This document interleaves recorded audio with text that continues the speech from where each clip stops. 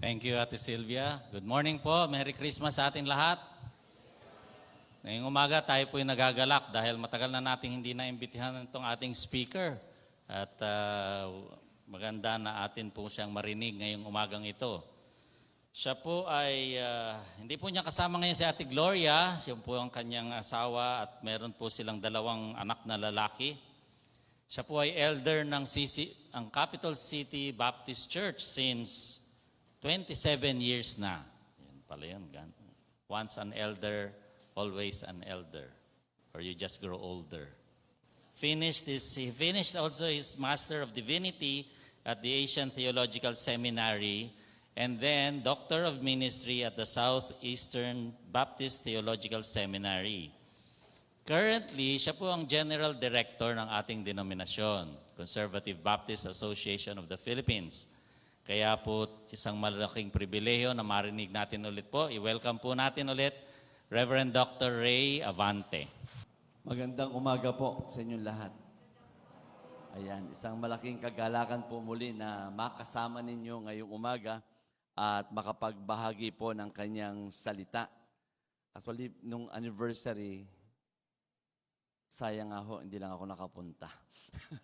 Pero purihin ng Panginoon, tayo po ay sa kalagitnaan ng patuloy na pandemyang ito ay maaari at patuloy na tayo po ay sumamba sa Kanya ng may kalayaan. Amen?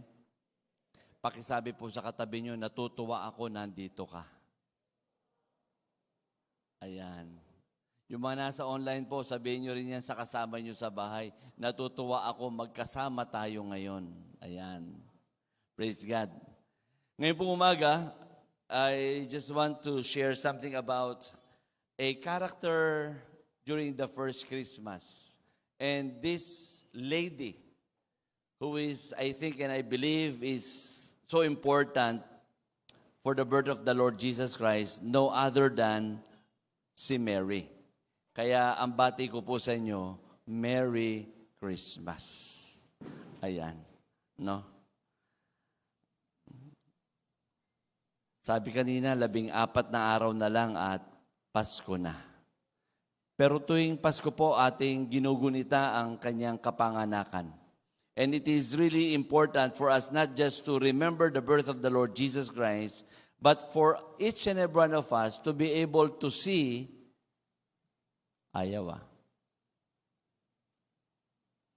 for each and every one of us to be able to see that God has a special plan for your life.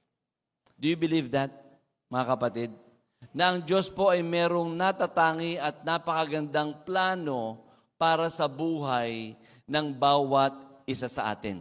Hindi pa man tayo kumikilala sa Kanya, at lalo tigit nung tayo po'y kumilala, mas lalo nating makikita ng maliwanag ang Kanyang planuhin sa buhay natin. Si Maria po ay isang magandang halimbawa. Mary is an example of one who display absolute faith and obedience to God. Sa kanyang kabataan, sabi ng mga commentators, most probably Mary was only around 15, 16 during when he got pregnant through the Holy Spirit. Ganun siya kabata. Nakapagtataka po na kanyang tinanggap yung tagubiling ito at yung panawagan na magdalang tao. That's why napakagandang halimbawa siya ng isang payak na pananampalataya at isang pagsunod sa Panginoon. Because if we have faith in God, we cannot discount that we need to be obedient to God at the same time. Kaya nga yung kantang Trust and for to be, yun na ho eh. If we want to be happy in Jesus, we need to learn to put our faith and obey Him in our lives. And this time of the year and every day of our lives, it is so important that we would really live and display the same faith that Mary has and an obedience to our God. What would happen, church, if like Mary, we willingly offer ourselves without questions or delay to God's purpose and plan for our lives. Kung hindi ho tayo magpapatumpik-tumpik na tayo ay susunod, pag sinabi ng Panginoon, binubulungan ka na, kapatid, sumama ka na dun sa small group na yon. Sasama ka ba? Tumatango yung iba. Yung iba parang, ayoko pa rin. Pagka sinabi ng Panginoon, meron kang talento sa pagtugtog, pwede bang sumama ka na sa praise and worship team? Would you be willing then? Kaya sabi ho dyan, ang tanong ko nga, are we willing to offer ourselves without questions or delay if you know for sure that God is calling you for full-time ministry, to be a missionary, or whatever? Ano man yung nais ng Panginoon na ipagawa sa'yo, willing ka ba without any delay? I remember when I accepted Christ, 1976, April 21, and then after 2 years, the Lord, while taking up engineering course, the Lord called me. It's so hard to follow, especially I'm still around 17 years old then. But I asked my parents if they would allow me, because this is God's calling, to go full-time. What are you saying, son?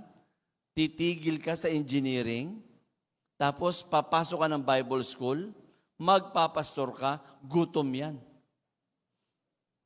Ganun ho yung tingin. No? Mahihirapan ka, anak. Pwede, anak, magpatuloy ka na lang sa engineering mo, tapusin mo yan, mag-serve ka habang ikaw ay nagtatrabaho as an engineer. Pero sabi ko sa mga magulang ko at that time, hindi po eh. Ito yung tawag ng Panginoon, clear sa akin na yun yung kanyang purpose. I waited because ayaw nila hanggang sa nagtapos na yung enrollment sa Phoebus ng mga bagong estudyante. And then nagpaalam ako, to make the long story short, pinayagan din po ako. Kaya nga nandirito ako ngayon. Dahil kung hindi nila pinayagan, malamang wala ako sa harapan ninyo at wala ho yung mga ginagawa kong ito para sa Panginoon. Pero napakaganda po, as I look back with my life, without question, without delay, and then even when the Lord has called me from that church in Avotas, going to praying for a local church, na paglilingkuran ko pong sunod noong 1994. Ang prayer ko po noon, sabi ko, Lord, pwede ba pag ako ay pupunta na sa ibang church magse-serve, gusto ko ano lang ako, kanang kamay, associate lang ako. And then, kasama po ang Fairview, kung naalala niyo, kung may mga nakakaalala, ang Fairview, tapos yung CJO, may 3 church with Kuya Danico. May invitation sa akin na maging church planter sa Tanay. Pero sabi ko, hindi yata yun ang calling ko. May invitation sa akin to lead a church in Caloocan. Malaking church. Sabi ko, hindi yan ang calling ko. Until such time, nagkita po kami ni Pastor Philip Taroha. Doon sa pinausukan na 29 pesos, ang pagkain, eat all you can, 2 to 5 o'clock. Saya, no? Eat all you can, parang samjup. 29 pesos. Talaga malulunod ka sa dinuguan. Doon din ako nakita ni Pastor J-Zip at sabi nila, ikaw ang pinag-uusapan namin. Sabi ko talaga, bakit? Mamaya, kakain muna kami. Kumain sila, kinausap nila ako. And then they're looking for a witness pastor sa Capital City Baptist Church. And then I'll just be a assistant ni Pastor Philip. Sabi ko, Lord, kung tatanggapin ako doon, okay. Tinanggap ho naman nila ako. The rest is history again. Without question, without delay, when God shows His purpose and plan, what are we going to do? Do it. Amen? Amen? May tatlong bagay po na should be remembered. Una, God has a special calling for all believers. Meron pong special na panawagan ng Diyos sa bawat isa sa atin. Hindi ho pwede lahat ng lalaki rito ay magiging pastor. Hindi. Hindi rin pwede lahat sa atin magiging missionary. Hindi rin. But in our own right, we are pastors and missionaries. In our own right. Not the strict sense. Because if you are a father of your household, you are the pastor in your household. And when we go out every day from our house, from this building, we are all missionaries of the Lord. Amen? Kung ayaw niyong pumayag, wala akong magagawa. Ang sasabihin ko lang, matigas ang ulo mo. Pero yun ho tayo eh. No? Meron tayong special calling. Others might be called by the Lord to just be leading, teaching children. Others might be singing here. Others might be elders, deacons, and everything. May kanya-kanya hong tawag ang Panginoon sa atin. Pangalawa, God would allow us to go through difficult situation to test our faith in Him. May iba't ibang pagdadaanan tayo, mahihirap, mga hamon sa buhay, para subukin ang pananampalataya at pananalig at pagkapit na meron tayo sa Kanya. Anong taon ba yung undoy? 2009, we were living doon sa likodan ho ng sa Heroes Hill with the Topacios ng CCBC. Doon kami nakatira since 2003 hanggang 2009. Noong 2009, ano ho yung pinakasikat na nangyari? Naalala nyo? Undoy. Di ho ba? Nabaha po kami hanggang dito lang, mga hanggang dito, pero sa second floor lang. No? So lubog ho yung bahay, lubog yung buong first floor. Sabi nga nung anak kong isa, na hindi naman nakasama ron, sabi niya, sana pinutol niyo yung hagdanan para hindi makaakyat yung tubig. Sabi ko, ibang klase rin mag-isip yung bata na yon. I was in Antique during that time. I was speaking dahil yung TAP na-translate na ho yung Kinaraya sa Antique. Nag-i-speak ako sa isang coliseum, nandun yung mga tao. Pero yung pala, bumabaha na sa bahay namin. Sabi ng anak ko, nag-text, pa, magpadala ka na ng helicopter dito. Ano ko? Department of National Defense. That was a tragic event. Not only for us, but for many Filipinos, right? And then, lumipat po kami sa may Caville Townhomes, may nagpahiram ng bahay, and then, the house needs to be used na lumipat po kami noong 2020. Alam nyo kung saan? Sa Provident Village lang naman. Natatawa na kayo. Anong bagyo yung dumating noong 2020 na November? Ulysses. Yung Ulysses. Talaga naman sinusundan kami eh. Sabi ng Panginoon, titignan ko talaga tibay mo. Alam niyo po yung bahay na yun, just a short testimony prior to that difficult situation again. That house has to be renovated for a worth of 1 million. And a friend of ours in the US, disciple ni Pastor Oscar Baldemore, na hindi ho namin kadugo, sabi, Pastor, ipare-repair namin yung bahay in your liking. So, kumuha ka ng contractor, gagawa 1 million. Sila ho nagbayad. Ano ang kasunduan? Tumira kayo walang bayad. Amen? Titira ba kayo kahit sa Provident yan? Pero after 6 months nung ginawa, ang ganda ng bahay, dinedicate namin, dumating ang Ulysses, hanggang dito lang naman ulit, sa second floor. No? Sabi ko, Lord, ngayon naranasan ko, dahil yung una hindi ko naranasan eh. And then kailangan kaming i-move out, sumakay kami ng bangka, etc. God would allow us to go through difficult situation to test our faith. You know of Pastor Rene Atienza, right? Nandyan ho nakatira, malapit lang. One after the other. Ate Stella died Thursday, Pastor Rene died Sunday. of August last year. Magkasunod po.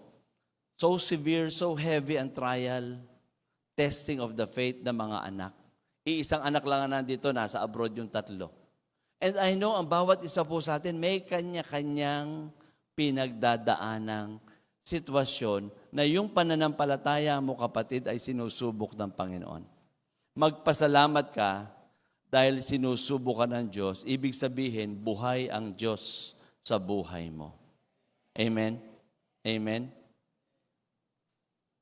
Ang pangatlong katotohanan, intro pa lang po ito, huwag kayong mag-alala. Wala pa tayo kay Maria.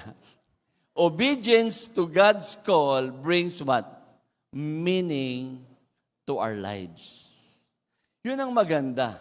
Sinubok, sa taga ng panahon, sumunod, nagkaroon ng malalim na kahulugan at pananalig at pagkapit sa Panginoon. Siguro nagtatanong kayo, Pastor, saan ako kayo nakatira? Bumalik ko kami doon, libre nga eh. Hindi ko ba? Andiyan po ang kapatid na Alex. Kinabukasan, nandun yung buong CBAP staff. Sabi nila, Pastor Ray, hindi kami papasok. Bakit? Pupunta kami sa inyong bahay. Maglilinis po kami. Sabi ko, ba't isang araw lang? Kailangan na silang bumalik sa office. But I thank God for my CBAP staff family. Really, maiiyak ako. Supporting us through those trying times. Marami hong trying times, no? Nagginagawa ang Panginoon sa anak, sa asawa, sa physical condition po natin, pare-pareho ngayon, lalo na yung mga, sino po ang member ng mga media dito? Media Betis na. No? Mga Amlodipine, mga Losartan, family. No, Doc? No? Member na po ako. Ayan. So may ganun mga pinagdadaanan. But obedience to His call will bring meaning to our life. Now, let's move on with our text. Just with our outline ngayong umaga, nais ko pong malaman natin na merong maganda at special na plano ang Diyos sa bawat isa sa atin. Ano ko pa man. Dahil si Maria po hindi naman nakapag-aral eh. Hindi ba? Hindi siya nakapagtapos. Pero, minarapat niyang magamit ng Panginoon. Okay? Let's read together. Go.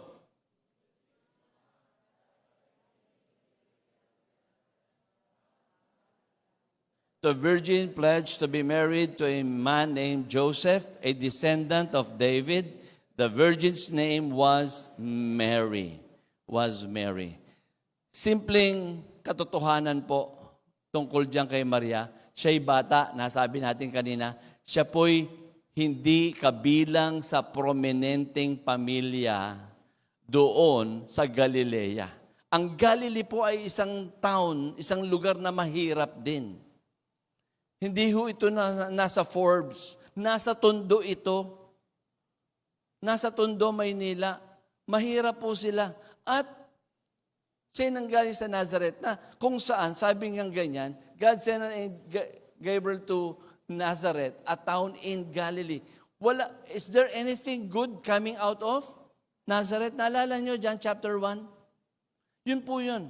Yan ang background kung sino si Mary. Pero alam niyo po itong katotohanan. No matter who you are, the Lord can what? Use you. Ako po, I would accept. I'm not that excellent na talagang super talino. Hindi po ako matalino. I would just say I'm just an average person. But if we would be willing to give our lives to Him, no matter who you are, God can use you. Amen? Ay, Pastor, Dok, hindi ako pwede mag-lead ng small group. Ano lang ho natapos ko eh. Baka iniisip nyo yan. Kailangan ba mataas ang natapos? I don't think so. Kung sino ho yung mga disipulo ng Panginoon, mangingisda. Di ba? Mga simpleng tao lamang yun. Pero ito po isang katotohanan. Sabi ni Trevin Wax, If you feel too weak, too small, too insignificant, congratulations! Bakit? You're the type of person God specialized in using to do what? Mighty things. Yun ho kasing simpleng tao, yung taong parang ang tingin napakaliit siya, nagpapakumbaba na yan, wala kang iyayabang eh. Tama? Pero pag gumaling ka na at lumakas, yun ang danger, yumayabang. Pero, yun ho yan eh. Pakisabi ngayon sa katabi mo, kapatid, kahit ganyan ka, gagamitin ka ni Lord. Sabihin mo naman, lalo ka na. Ito po ang isang katotohanan. Don't focus on the type of work, but on the one who gives the mission. Marami hong anniversaries na aking pinupuntahan every now and then. May mga taong nandoon lagi sa harap. May mga tao naman nasa likod, naghahanda ng mga kakainin, whatever. May mga ginagawa po tayo dito sa church na hindi kapansin-pansin ng maraming tao. Tama? But, you know what? Even though people would not notice nor appreciate what you're doing for Him, if you're doing it, sabi nga, but the one who gives you the mission, just do it. Ang lagi kong example, yung mga nagpa-PowerPoint doon, minsan pag nagkamali ng labas dyan, tumitingin lahat sa likod eh. Ano ba yan? Pag nalito-lito lang ng konti, ano ba yan? Hindi ba yan tinignan nito ni Kuya, no? Nasisisi pa eh. Eh siya lang naman yung pumipindot. Hindi naman siya yung, ba't ganyan naman ang grammar? Wala akong kinalaman dyan. Ako, taga-pindot lang dito. Hindi ho ba? This coming Sunday, I heard you'll be appreciating your volunteers. Be there to appreciate them. They need that very badly. Na-assured po kasi eh. Ngayon, kung meron din ho nag-message dito, meron ho nagpakanta, meron po nag-lead ng small group ninyo, pag kayo'y na-bless, sabihin nyo, Kuya, ate, kapatid, salamat at nililid mo kami kahit kami unti-unting nagbabago lang.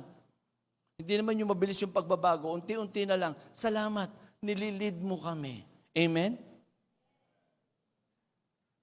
Kaya napakaganda po. Pagka binigyan tayo ng trabaho, gawin natin. Don't focus on your inadequacies. God will provide the resources that you'll need to accomplish the task. Kung kulang sa kaalaman, bibigyan tayo ng Diyos ng kaalaman para maipagpatuloy at magawa natin ang kanyang tungkulin na iniatang at ibinigay sa bawat isa sa atin. As I start the ministry, talaga naman po, I was with Pastor Clem Guillermo, if you know him, my ninong, who already passed away several years ago. Then nung sabi niya, Ray, I'll give the baton to you. You'll be the one pastoring the church. Parang sabi ko, nako po, parang hirap sundan itong Clem Guillermo sa simbahan. Baka mag-alisan yung mga members namin. But I will not focus on, si Clem Guillermo, ako si Ray Avante. Siya si Doc Lem, siya si Elder ganito. Iba-iba ho ang mga taong sabihin natin, paggawa ng Panginoon para gamitin. We should and must not compare ourselves with one another in terms of the maximum and the potential of the way that God will use us. Because God will use us differently for His kingdom. Kaya yung nag-ayos ng silya rito, yung naglinis dito bago tayo dumating, ginagamit po yun ang kanyang task. So may kanya-kanya po. Pero ang Diyos ang magbibigay ng resources para magampanan ang ating tungkulin. So ano ho yung una? No matter who you are, the Lord can use you. Pangalawa po, I'll be reading this passage from 28 to 33. The angel went to her and said, Greetings, you are highly favored. The Lord is with you. Mary was greatly troubled at his word, as his words, and wondered what kind of greeting this might be. And the angel said to her, "Do not be afraid, Mary. You have found favor with God. You will be with child and give birth to a son, and you are to give him the name Jesus." And then verse 32, "He will be great, and you will be called the Son of the Most High. The Lord God will give him the throne of his father David, and he will reign over the house of Jacob forever. His kingdom will never end." His kingdom will never end. Kanina po, tinignan natin, no? Take note, Mary was greatly troubled. Biro mo nga naman, nananahimik ka, biglang may darating na anghel. Wala hong anghel nung araw. Ibig sabihin, hindi ho nagpapakitang ganon. And then, biglang, di ba? 16 years old ka, batang-bata, biglang may anghel na darating. Kaya naguluhan si Maria. Ano kaya ang ibig sabihin ng bating ito? Ang pambungad nung anghel, dahil alam niya, huwag kang matakot. Huwag kang matakot. Alam niyo po, nakakatakot naman talaga pag tayo po may mga bagay na mga pinagdadaanan. At ang pinakitang ito kay Maria, sabi, "You have found favor with God and you will be with child." Ha? Lalo nang nakakatakot. Hindi ho ba? You will be with child and you will give birth and give a son, and his name will be Jesus. And then sabi nga, "This son that will be born unto you will be great." Bigla naka-encourage. Yung anak na isisilang sa pamamagitan mo ay magiging dakila at siya yung pinakamataas. The Lord will give him the throne of his father David, and he will reign over the house of Jacob. When? Today, tomorrow? No, forever. Pero yung mga katagang ito na nare-receive ni Mary, hindi ganon kadali i-absorb nung mga panahong iyon. Tapos hindi naman yung tinext. Hindi naman niya nakita sa messenger. Hindi rin in-email sa kanya. Pero anghel pa nagsasalita. Yun ang nakakaiba pang bagay. Pero ano po ang katotohanan? This is the truth. No matter what problems you face, the Lord is with you. Ito yung sinasabi natin kanina, na anumang problema, anumang sitwasyon, kasama natin ang Panginoong Diyos. Imaginin po natin yung takot na meron si Maria. Ano yung mga takot na kanyang naranasan as a result of her pregnancy? Ang una po ito, yung posible na hiwalayan siya ni Jose. Hindi ko alam kung ayos na yung program, kung meron ng entourage, kung meron ng ninong-ninang, no? Pero ang sitwasyon, biglang, magbubuntis ako? Manganganak ako? Hindi pa kami kasal. And the custom during those time, pag nalaman kang ganon, pwede ka nang hiwalayan. Betrothed as if engaged na po sila. Pero kahit engaged, pwedeng hiwalayan. At ito pa mabigat, yung rejection ng pamilya na mangyayari. Ngayon po, as being pastor of Capital City, and I don't know here, there were times na meron pong mga young lady who would just get pregnant na hindi pa kinakasal, na members po namin. No? And then, ang mangyayari, pupunta yung nanay, kasama yung anak. Hindi malaman kung anong gagawin. Minsan, itatago na lang, dadalhin na lang sa ganun yung lugar yung anak nila para hindi na malaman. Minsan talagang nagagalit yung magulang. Paalisin na lang yung anak, bahala ka na sa buhay mo, pambira, lumandi-landi ka pa, pambira ka. Sinabi ko na sa iyo, winarning anak kita, ganito pa ginawa mo. Iba-iba po ang but there's that possible rejection by the family of Mary towards her. Ito yung kanyang kinakaharap na problema. Ito yung kanyang kinakatakot. And even with our situation ngayon, ganun din yung nangyayari. Pag merong unwanted pregnancy yung iba, talagang nare-reject pa ng family. Yung iba nga ho, nawawalan pa ng mana. Yun ang malaking kahinayangan. Ganun no? And then, another rejection is this, by her community. Kaya nga, hindi ho ba, sa panahon natin ngayon, pagka biglang hindi naman kinasal yung kapitbahay, biglang mga lumalaki yung tiyan. Ha? Ano nangyari? Di lumabas na yung mga marites, di ba? Naglabasan na. Naku, alam mo ba, yung anak ni Kumari doon. Naku. Ganon din ho nung araw. There's a great pressure with the community that they're in. And then another thing, ito pinakamabigat. Naalala niyo John chapter 8, yung babae na nangalo niya na sinasabi? The same way. Parang nangalo niya ka na. Death by stoning. Ang katumbas. Di bali na yung tatlo Yung nauna. Pero yung pang-apat, medyo mabigat. Pero alam niyo po nangyari, ito pinanghawakan ni Maria, the Lord is with me, I will not be afraid. What can man do to me? That would always be and should be our... Laging kasama natin ang Panginoon. Hindi niya ho tayo iwan. And the same way in Hebrews 13 verse 5, because God has said, never will I leave you, never will I forsake you. People, church member, even sometimes family members would leave us. But I tell you, God will never leave you. He will always be with us through thick and thin.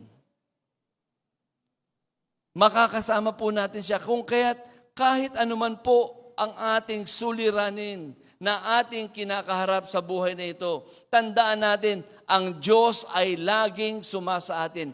He is Jesus. He is Emmanuel. God with us. So this coming Christmas, I don't know what's going through with you and with your family. If you're facing some challenging situation in your life, tandaan niyo po, hindi kayo nag-iisa. Kasama natin ang Diyos. Kasama natin ang Diyos. And then, thirdly, verse 34, 35, hanggang 38, how will this be? Mary asked the angel, since I am a virgin.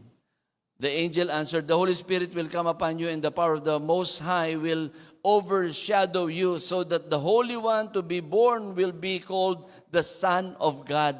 And then verse 36, even Elizabeth, your relative, is going to have a child in her old age. And she has said to be a barren, is in her 6th month. Putulin natin doon. Ilagay natin sarili natin kay Maria. Paano mangyayari yon? Which is a valid question. Ako'y birhen.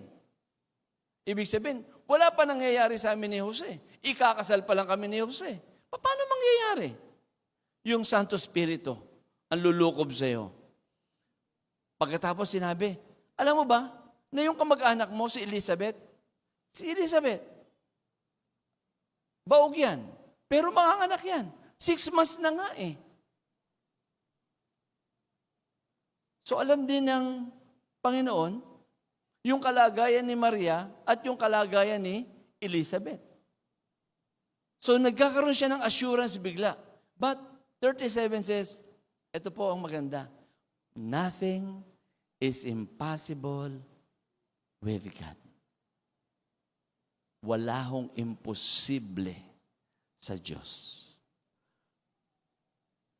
May sakit ka, terminal illness, yung mahal mo sa buhay, nothing is impossible with God. He may give total healing to the person. Hindi ho yung kunin, Minsan kasi narinig natin, binigyan niya ng eternal healing na matay. Yun ang kalooban ng Diyos. Meron din naman kung kalooban ng Panginoon, dahil wala kang imposible, yung tinanggihan ng doktor, gumagaling. Tama po ba, Dok? Tora, tama? May ganun. Kaya yung mga ibang dalubhasa po nakapag-aral, talagang give up na yung iba Tapos sasabihin, just pray to the Lord. Yun na lang. And then, Tinaningan na ng 3 buwan, ayun, buhay pa. 10 taon na, buhay pa. Because doctors would really know that life is not in their hands. It's in His hands. Kaya nothing is impossible with God. And then, sabi gano'n ni Mary, nung narinig niya yun, nothing is impossible with God, sabi niya, I am the Lord's servant. Mary answered, may it be to me as you have said. Parang simpleng sinasabi ni Maria, yung sinabi mo, yun na.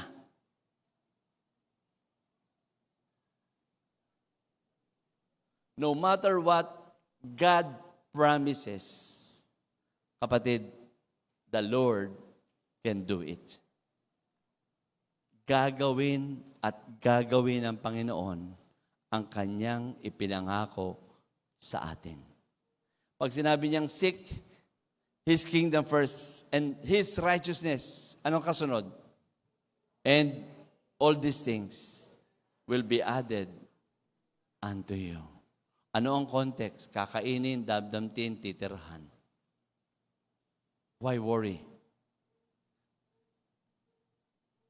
Numbers 23:19. God is not man that He should lie, or son of man that He should change His mind. Has He said, and will He not do it?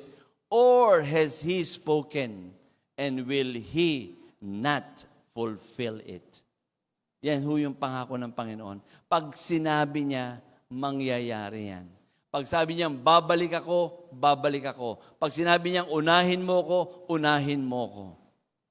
At idaragdag ko sa iyo ang lahat. So no matter what He promises, the Lord can, what? Do it. No? Kaya pong gawin ng Panginoon. Pero, konting sideline dito po, very important. I don't want us to miss this. Why is the virgin birth important? Dalawang bagay po eh. One, it shows that salvation must ultimately come from the Lord. Dahil kung si Joseph po, isipin nyo, kung si Joseph po ang tatay talaga ni Jesus, hindi ho galing sa Diyos. Tama? Ganun lang ho kasimple. So ang kaligtasan, hindi manggagaling sa Kanya. Kanino manggagaling kaligtasan? Sa tao na hindi ho po pwede. Ang pangalawa, it made possible the uniting of full deity and the full humanity in one person. Dito rin ho pinapakita yung pagiging Diyos ni Jesus. Kaya sa ordination, lagi kong itinatanong po ito eh. Pastor Doc, tinatanong ko sa ordination eh, bakit mahalaga yung virgin birth? Pinakita yung kanyang pagka-Diyos at pagkatao. Dahil nagdalang tao si Maria, dahil kanino? Sa Santo Espiritu. Yun ho yung pangyayari doon. So that is very, very important. It may not be audible, nevertheless, God will fulfill His promises. Dahil parang, wala ba akong narinig? Nandito na po. We need to keep loving and reading His Word to hear God in our life. Para mapakinggan natin ang tinig ng Diyos at malaman ang Kanyang mga pangako. Oops, hala, nabatay na. Pastor, buhay mo nga ulit. Ayun. God usually confronts His children with a choice. Ano ho yung choice? Yung ating kasiyahan nakadepende sa ating pagsunod sa Kanya. Maraming mananampalataya are not happy because they're not obeying the Lord. I was with the denominational leaders the other day, and then the one who gave the message, si Dr. Nomer Bernardino, sabi niya, are you happy? Are you happy? Ang akin take, sabi ko nga dun sa grupo namin ng mga leaders, sabi ko, it would take such obedience for each and every believer to be happy before the Lord. Pag hindi ho tayo sumusunod sa Panginoon, huwag natin lokohin sarili natin, ha? Hindi ho tayo masaya. Deep within and in our mind, there's something wrong with our relationship with Him. Amen? Tama? Now, ay salamat. Nasa dulo na pala. No? Paano tayo magre-response? Sabi natin kanina, let's read together. Go!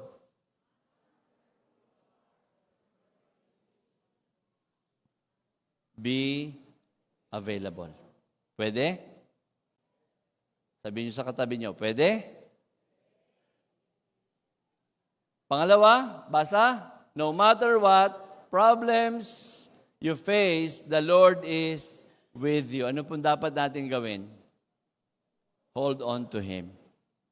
Ang pangatlo, no matter what He promises, the Lord can do it. Therefore, trust His word. Sampalatayaan natin. There are times, because of matitinding mga nangyayari sa buhay, talagang hahanap at hahanap ka ng pangako ng Panginoon, nakakapitan at pangahawakan mo sa bawat araw. At yun po yung nagbibigay ng kalakasan sa atin. As I close, God has a special mission for you. Be convinced that. Ito po, nais ko kayong tingnan ng ilang bagay. One, God has a special plan for you. Accept it or leave it. Pangalawa, God has prepared the situation already for you. May inihanda na ang Diyos para sa iyo. Pangatlo, God will provide the necessary resources para sa iyo. Yung kakailanganin mo para sa sitwasyong iyon, ibibigay ng Lord. Balikan ko po yung Ulysses. 1 million pinagawa, nasira, nabaha. Sabi nung may-ari, tumawag, alam naman nila, nakita lang news. Pastor, nalulungkot po kami, ganito, etc., etc. Ano po mangyayari? Siguro kinakabahan na yung may-ari, no? Paano yung bahay nila? Ano ba, gagastos ba ulit kami ng 1 million? Sabi ko ganun sa may-ari, Kuya, ate, don't worry. The house will be repaired and God will be the one to provide. Yung ref po namin na dilala namin doon, bigay din niya ng isang kapatiran sa CCBC nung binaha kami. Tapos ngayon, nalaman nila, may isang tao, sabi niya, Pastor, kamusta na yung ref? Nabaha po. Ano balak nyo? Gusto namin sana kung pwede mapalitan. O sige, palitan nyo na. Nagpadala po 50,000 pesos. Sobra pa dun sa pinambili ng rep. Di mabuti naman, may sukle. Pero God will provide the necessary resources. Amen? Kung kailangan natin ng lakas, palalakasin tayo ng Panginoon. Kailangan ng finances, bibigyan niya tayo ng finances. Kailangan natin ng dunong, bibigyan niya tayo ng dunong. Yun yung gagawin ng Panginoon eh. And then, number 4, God will take care of the consequences. Ano man ang mangyayari dyan, siya ang hahawak niyan. And finally, God will grant us the peace. God will grant us the peace. Panginoon, salamat po sa iyong mga salita. Salamat dahil ikaw ay mayroong special na plano para sa buhay ng bawat isa sa amin. Ang dalangin ko, Panginoon, magtatapos po ang taong ito, papasok na naman ang bagong taon. Makita nawa namin sa aming mga sarili kung ano yung planuhin mo na maaari naming magampanan para sa iyong kaluwalhatian at kapurihan. Alam ko po na kung saan man kami naroroon, dalangin ko na gamitin mo po ang aking mga kapatiran dito sa FCF. Be it in their community, in their businesses, in the schools, in their offices. Father, I pray that you will just use each and everyone mightily for your glory and for your honor. In Jesus' name we pray. Amen. Amen.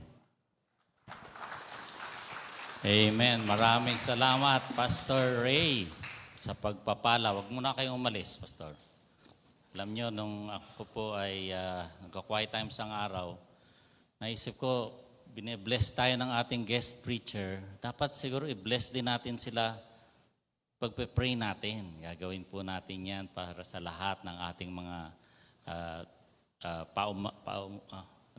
guest preachers na nagbe-bless sa atin. So, tayo po tayong lahat. Itaas natin ang ating mga kamay at sabay-sabay tayong mananalangin ng blessing para kay Pastor Ray Abante. Sige po, malakas na tinig. Go!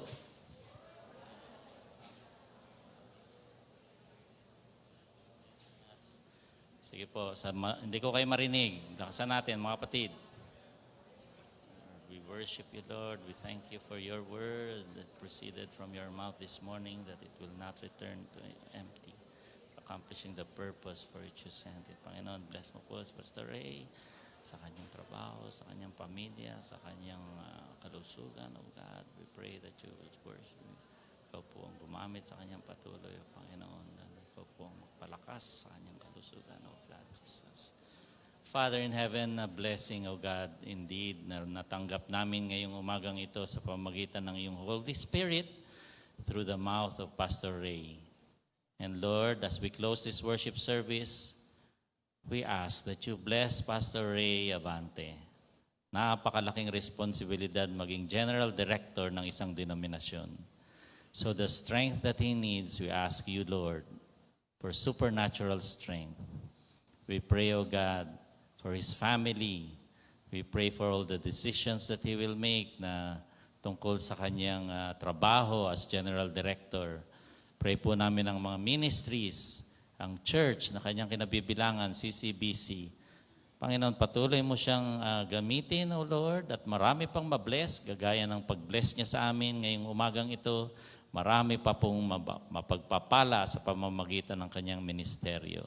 Special prayers for his family, kay Ate Gloria, sa dalawang anak, Panginoon. We pray that you continue to grant them good health, O God, at yung mga nararamdaman at mga dala ng edad, kaya mo pong pagalingin yan, O Diyos. Tutulungan ng mga gamot, pero ultimately, ikaw ang magpapagaling sa kanila. Salamat, Panginoon, at tanggapin namin, Panginoon, ang iyong benediction. The Lord bless you and keep you. The Lord make His face shine on you and be gracious to you. The Lord turn His face toward you and give you peace. In the name of the Father, the Son, the Holy Spirit. Amen and amen. Amen. Magandang umaga sa ating lahat. Yan po nagtatapos ang ating pananambahan. Tayo po ay may konting merienda yata dyan sa baba. Ang council ay may meeting po after this. Salamat po, magandang umaga. See you again next Sunday. Batiin niyo po yung mga kasama natin, lalo na yung hindi niyo pa kakilala.